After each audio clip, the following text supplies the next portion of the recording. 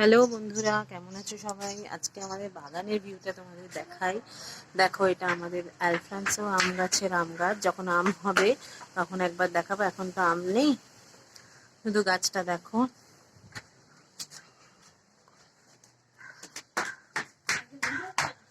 এবার এসো এদিকের বাগানটা।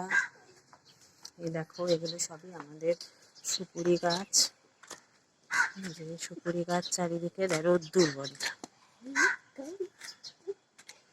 এবার এই দেখো কারিকা পাম গাছ, এটা এইখান থেকে দেখো, এটা ইউক্যালিপটাস গাছ বড় হচ্ছে, সজনা গাছ। আচ্ছা, এটা একটা বকুল গাছ। আর এই পেয়ারা গাছ দেখো, পেয়ারা দেখতে পাচ্ছ কিনা দেখো, অনেক পেয়ারা হয়েছে। কলা গাছ,